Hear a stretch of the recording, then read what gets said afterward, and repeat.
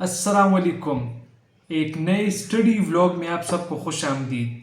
आज मैंने सोचा कि क्यों ना मैं आपके साथ शेयर करूँ हमारी जो एक्सिलरी आर्टरी है कि वो हमारी इस तरह जो हैंड है उसमें किस तरह इनर्वेशंस करती है और उसके क्या क्या ब्रांचेस है। तो आज हम लोग बात करेंगे एक्सिलरी आर्टरी और उसकी ब्रांचेस पर। तो सबसे पहले तो हमारी एक्सिलरी आर्टरी इस तरह आती है और हमारे जो हैंड का ह्यूमरस रीजन है जो कि हमारे ह्यूमरस का जो सर्जिकल नेक है वहाँ पर आपने सुना होगा कि हमारी एक्सिलरी आर्टरी जो है वो इस तरह एक सरकमफ्रेंस में वो सरकमफ्रेंस की तरह वहाँ पर मौजूद है। तो अब अगर हम लोग इस रीजन को देख के ना अगर ह्यूमरस का जो वो जगह है ह्यूमरस का जो सर्जिकल नेक है तो उसका जो इंटीरियर साइड है इंटीरियर साइड को हम लोग कहते हैं इंटीरियर सरकमफ्लेक्स ह्यूमरल। जबकि अगर इसी एक्सिलरी आर्टरी को अगर हम लोग फिर इधर पीछे की साइड पर देखें तो इसे हम लोग कहेंगे पोस्टीरियर सरकमफ्लेक्स ह्यूमरल। अब यहाँ से फिर हमारी जो एक्सिलरी आर्टरी है वो यहाँ पर ये जो रेड आपको दिख रही है फिर ब्रेकियल आर्टरी में डिवाइड हो जाती है। तो फिर ये ब्रेकियल आर्टरी है। अब ब्लू और रेड कलर को देखकर आप लोगों ने कंफ्यूज नहीं होना, ये दोनों ही हमारी आर्टरीज को अब इधर रिप्रेजेंट करिए क्योंकि मैंने आपको खाली डिफ्रेंशिएशन के लिए यहाँ पर ब्लू भी दिखाया है। अब अगर हम लोग यहाँ पर आ जाए जो हमारा आर्म का रीजन है यहाँ पर हमारी जो ब्रेकियल आर्टरी है वो 3 और आर्टरीज में डिवाइड होती है। सबसे पहले जो आपको ये देख रहे हैं ना ये जो इस तरह जो डीप जा रहे फिर इस तरह पोस्टीरियर तो इसे हम लोग कहते हैं डीप ब्रेकियल। ये वाला जो ये देखे ये इस तरह फिर नीचे की तरफ हमारा जाएगा। अब आप जो ये दूसरा देख रहे हैं ना इस तरह जो जा रहा है और अल्नर के साथ इधर एनास्टोमोसिस कर रहा है इससे हम लोग कहते हैं सुपीरियर अल्नर कोलेटरल। और ये वाली जो आपको आर्टरी दिख रही है जो कि हमारे ब्रेकियल आर्टरी और हमारी जो सुपीरियर अल्नर कोलेटरल आर्टरी है ना इन दोनों को जो कंबाइन कर रही है तो इसे हम लोग कहते हैं इंफीरियर अल्नर कोलेटरल आर्टरी। अब ये रीजन तो आप लोग जानते हैं कि ये रीजन है हमारा क्यूबिटल फोसा। अब क्यूबिटल फोसा के रीजन पर जो हमारी ब्रेकियल आर्टरी है वो फिर 2 में डिवाइड हो जाती है।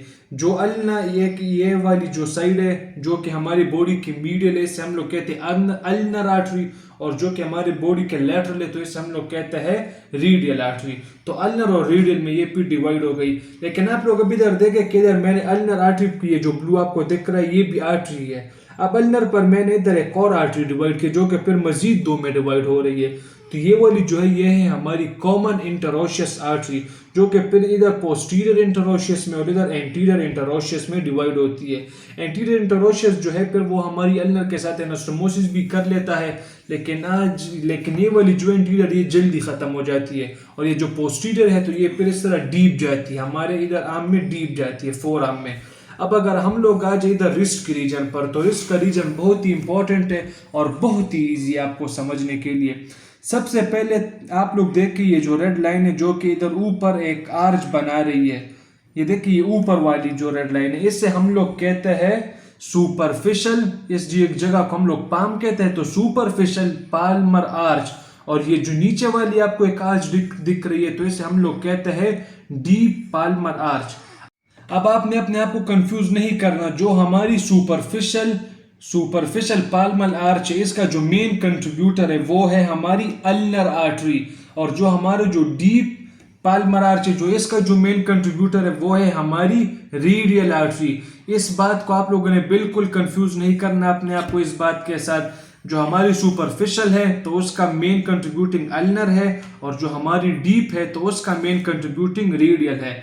तो अच्छा अब यहाँ पर भी लोग अक्सर कंफ्यूज हो जाते हैं लेकिन मैंने आप लोगों की आसानी के लिए आप लोग अब देखें अक्सर लोग कहते हैं कि हम लोग किस तरह पेपर में वो करेंगे डिस्टिंग्विश कि ये सुपरफिशियल है या ये डीप है।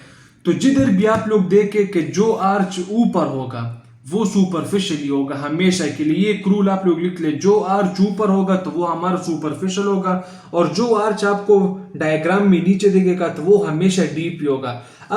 अब आप लोग ये देख सकते हैं कि जो हमारी सुपरफिशियल पाल्मर आर्टरी है ना पाल्मर आर्टरी सुपरफिशियल इससे फिर मजीद 3 और आर्टरीज में ये डिवाइड हो रहा है जो कि डिजिट नंबर 2, 3 एंड 4 की जानिब जा रहा है। तो इसे फिर हम लोग कहते हैं कॉमन पाल्मर डिजिटल आर्टरी, ये जो 3 आपको दिख रहे हैं।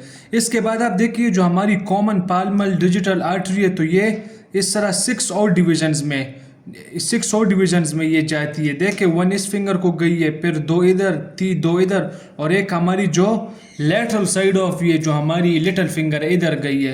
तो आप लोग देख सकते हैं कि 1 2 3 4 5 6 6 और डिविजन्स में फिर हमारी ये जो प्रॉपर पाल्मर डिजिटल आर्टरी है ये फिर गई है। अब अगर हम लोग आ जाए हमारी जो डीप पाल्मर आर्च है, तो इसकी जो अगर हम लोग देखें ना, जो मेन नर्व जो मेन आर्टरी जिससे गई है, एक तो हमारी जो थंब को गई है जिसे हम लोग कहते हैं प्रिंसेप्स पॉलिसिस, ये एक इसकी मेन है। और एक हमारी जो ये इंडेक्स फिंगर आप लोग देख सकते हैं, इसकी जो लेटरल साइड को गई है, इससे हम लोग कहते हैं रेडियल इंडेसिस।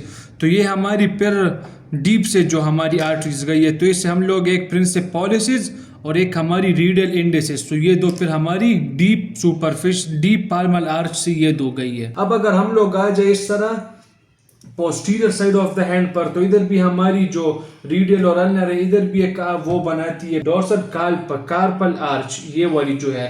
इसके बाद ये भी फिर मस्जिद डिवाइड होती है, तो ये मस्जिद डिवीजन पर हमारे साथ बनाती है डोर्सो मेटाकार्पल आर्टरीज। और उसके बाद जब ये डिजिट्स में जाती है तो फिर डोर्सो डिजिटल। अब ये जो हमारी डोर्सो डिजिटल हो गई और हमारी जो प्रॉपर पाल्मर आर्टरी हो गई, ये दोनों भी आपस में एनास्टोमोसिस करते हैं। अब आप लोग कहेंगे कि एनास्टोमोसिस क्या चीज़ है, तो एनास्टोमोसिस एक इजी कॉन्सेप्ट है। आप लोगों ने पढ़ा होगा कि हमारी आर्टरीज और वेन आपस में कंबाइन होती है, लेकिन जब आर्टरी और आर्टरी एक साथ कंबाइन होती है तो इसे हम लोग कहते हैं एनास्टोमोसिस। तो एनास्टोमोसिस एक इजी कॉन्सेप्ट है, when one artery combines with another artery so it is called anastomosis. अब एनास्टोमोसिस होती क्यों है ना, सबसे पहले सवाल तो ये है। अब आप लोग खुद देखें, अगर यहाँ पर एक वेन अगर ये वाली कट हो गई, अगर इधर से इसकी ब्लॉकेज आ गई, तो फिर तो इसे ब्लड सप्लाई नहीं होगा। लेकिन नहीं, अल्लाह ताला ने फिर एक खूबसूरत निज़ाम बनाया है कि अगर एक जगह से सप्लाई बंद भी हो गई तो खैर किसी दूसरी जगह से सप्लाई आ जाएगी। तो इसीलिए एनास्टोमोसिस हमारी बॉडी में बहुत ज़्यादा हुआ है, जो कि आर्टरीज कंबाइन हो जाती है आर्टरीज में। तो ये एक आपको मैंने ओवरव्यू दिया जो हमारी वो है एक्सिलरी आर्टरी और फिर उसकी ब्रांचेस।